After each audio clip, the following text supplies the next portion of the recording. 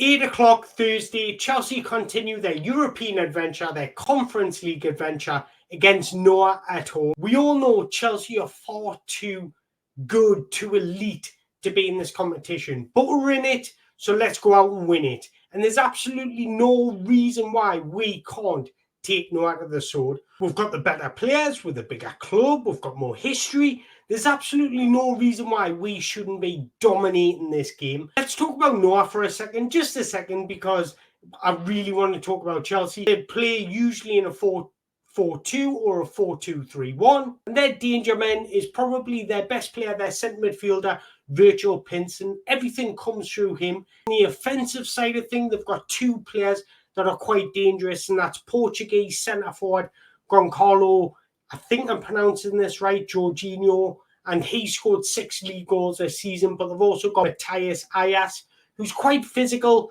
quite big, quite powerful. And we just need to keep an eye out for them. Their goalkeeper's not too bad either for this level of standard. But Chelsea should have too much quality for Noah, especially at home and especially with the team that we can field. Now, I mentioned I wanted to talk about Chelsea because I am sick to death of hearing a B team, an A team. That should not be the case. We've got a group of players and you pick the right players to facilitate and win that game of football. It shouldn't have to be, this is our B team, this is going to play in every cup game, this is our A team. It should be the best personnel to win that game of football. Just a few examples. It shouldn't be Cucurella should be in the A team and Malagusto should be in the B team, or vice versa. It should be the best player for that game of football. It shouldn't be Pedro Neto has to start in the A team, Jadon Sancho has to start in the A team. It should be the best player for that game of football. So if we're playing against a low block and we're going to be camping their half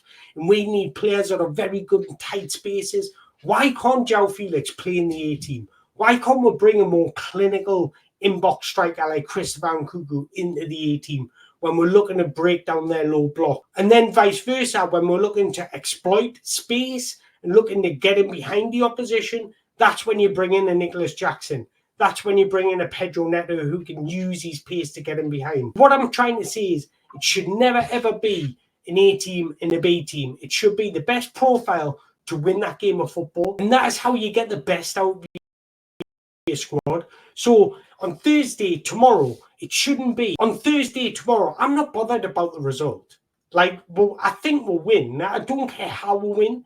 But what I'm more bothered about is the performance, because against Manchester United, although that was the A team, we look so lackluster, we look so slow in possession. We just need to speeden everything up. We need everybody with energy, with enthusiasm. That's some momentum, and we'll take that into the game against Arsenal. So let's stop with this whole he's in the A team, he's in the B team. Let's just build them as a squad. Everybody's in it together. And everybody supports each other, whether they're starting cup games or starting Premier League games. It's all about systems and profiles and how you exploit the opposition.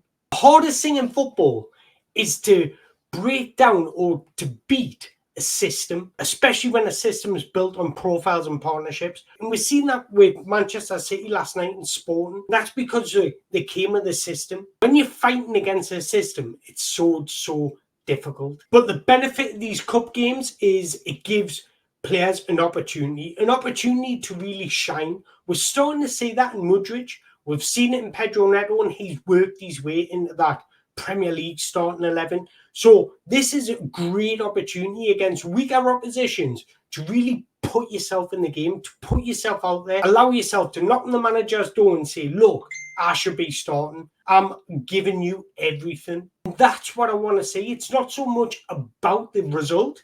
It's about the performance and the attitude of the players. From Maresca's side of things, I would love to see something different. We all know his favourite aspect and system is the inverted fullback, and I'm not saying come away from that, but can we be more adventurous? Can we maybe go with 2 up front? Can we just change things in moments of adversity? Because if we practice this in these types of games, it's just going to benefit us in the long haul or in Premier League games when we're struggling to break down the opposition. It gives you an extra dimension that we're not always systematically playing the same way. But I don't know why. I would love to see Chukwuemeka come into this team, because I think profile-wise, he's perfect for these games. I think he's perfect for an Enzo Maresca system. So I would love to see him come out of that bomb squad and just come into these games and maybe get more minutes. I would love to see that. But with that being said, this is my predicted start 11. I think he's going to go with Jorgensen in goal. I think that's simplistic. I think everybody's predicting that. But I think Malo Gusto is actually going to start at right back. And I think we're going to see Torsen and Balashil at centre-back with Ronaldo Viega at left-back. I think Ronaldo Viega showed against Newcastle United that he's not much of a centre midfielder. Yes, he can battle hard, do a job for 10 minutes when you're looking to see out a game. When you're looking to dominate a game and like really take control of a game, I don't think he's got that spatial awareness to play that role. And I said it when he first came in, he can do a job there, but in the long run, that's not his natural position. Naturally, he's either a left centre-back or a left-back. As the pivot in the centre midfield, I think Enzo Fernandez will start. And I would actually start with Casadei.